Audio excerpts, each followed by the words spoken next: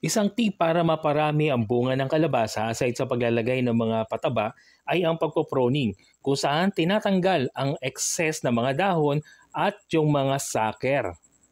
Sa ganitong pamamaraan, matutuon ang pagpaparami ng mga bunga. Dito mapupunta ang mga nutrients. At itong mga usbong ay lulutuin natin at yung ibang dahon, pagkain ng mga alagang manok.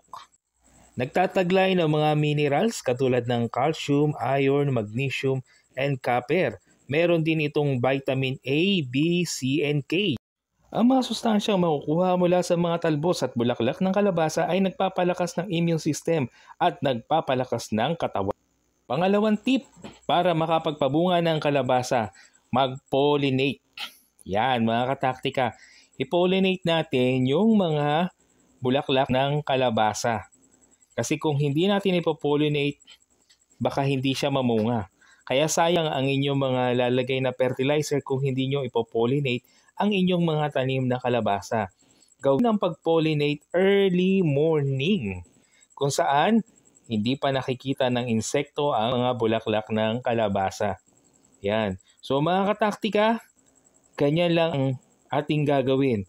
I-hand pollinate natin yan at masasabi ko sa inyo, mataas na porsyento na magtutuloy ang bunga ng inyong kalabasa. At syempre, aside dyan, ay isang tip dyan. Siguraduhin may sapat na dami ng tubig at sikat ng araw ang inyong mga tanim na kalabasa. Dahil matakaw sa tubig yan at kailangan din nila ng nutrients galing sa araw. Kung saan nakakagawa sila ng pagkain para sa mga bunga.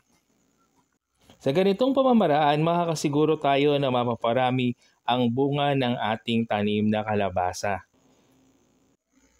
O yan mga kataktika. So walang tapon. So habang iniintay natin yung bunga ng kalabasa para magulay, yung mga saker o yung usbong o yung mga bulaklak ay pwede nating lutuin. Ang pangatlong tip para makapagparami ng bunga ng kalabasa, o pwede natin silang i-cover. Yan. Yung iba, ginagawa, ini-spray yan ng insecticide at pesticide. Pero sa atin, since pagkain natin yan, nandito lang sa backyard, so ginawa natin mga kataktika, ay binalutan lamang natin ng plastic. Ganung pamamaraan, tayo'y nakapagpabunga ng kalabasa at ngayon, harvest time na mga kataktika. At dagdag kaalaman pa, habang tayo nag-harvest ng kalabasa. Alam nyo ba na ang kalabasa ay mataas sa fiber? Ito rin ay nakakatulong upang labanan ang intestinal worm. Tumutulong sa magandang mood at pagtulog ng isang tao. Nagtataglay ng potassium at nakakatulong din upang mapaayos o mapaganda ang kalusugan ng balat. At gayon din katulad ng dahon o usbong, nagpapalakas ng ating immune system.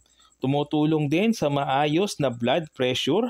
Mayaman ito sa vitamina A at minerals.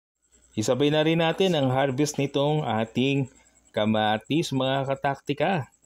Yan, ang kamatis na ating harvest. Papaganda ng kutis.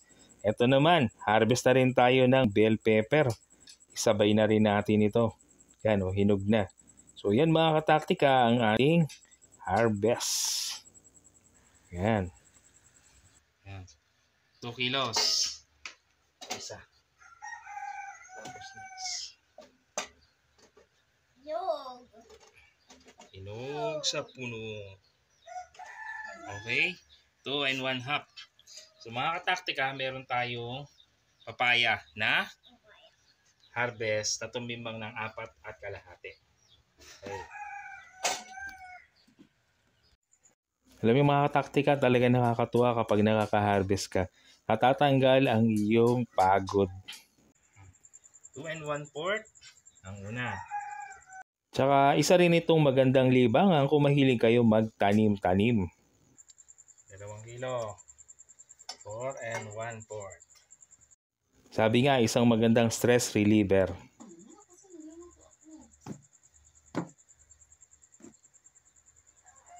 Yan. So, 4 and 1/4 at saka 2 and 3/4. So, meron tayong 7 kilo ng kalabasa mga kataktika. Yun yung na-harvest natin. 7 kilo ng kalabasa at 4 kilot kalahati ng ating papaya. Okay? Ito, hindi natin titimbangin. Konti na lang naman yan. Yan mga kataktika. Don't forget to like, share, and subscribe mga kataktika.